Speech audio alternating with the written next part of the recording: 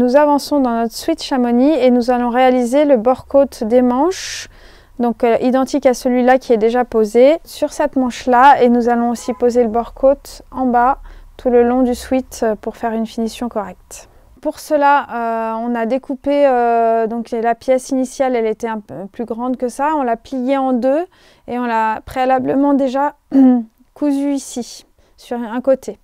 Maintenant, nous allons la retourner sur l'endroit et faire le petit poignet comme ceci. Là, pour la manche, on va l'insérer, donc le bord qui sera à l'extérieur vers le haut, et on va mettre la manche dedans. Alors là, on doit bien faire attention de juxtaposer correctement la couture de la manche avec la couture du bord-côte.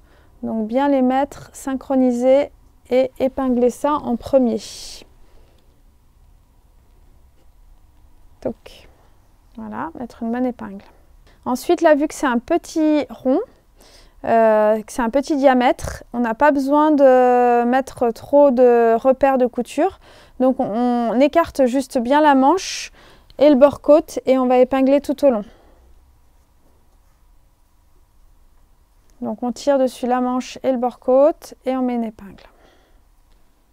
On n'hésite pas, on peut mettre des épingles à peu près tous les 3 cm pour bien que le bord-côte tienne.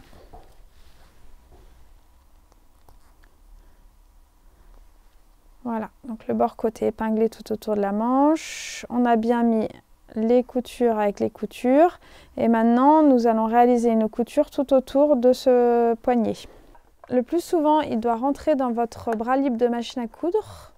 Donc on l'insère et là on essaye de commencer à la couture de la manche qui correspond à la couture du bord-côte. On se met à 1 cm du bord.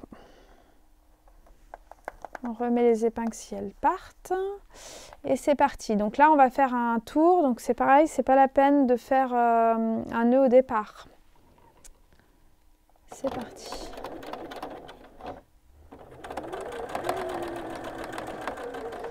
Donc ici, je peux passer sur les épingles puisqu'elles sont mises à la perpendiculaire, mais si vous préférez les enlever, c'est possible aussi.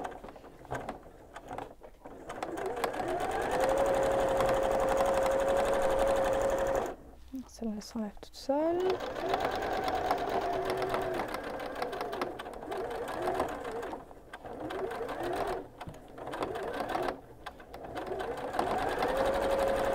Et voilà, et déjà là, je suis revenue sur ma couture, donc je vais jusqu'à, voilà, hop, un petit nœud,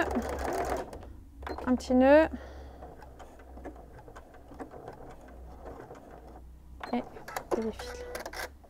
Donc là, ensuite, on peut désépingler.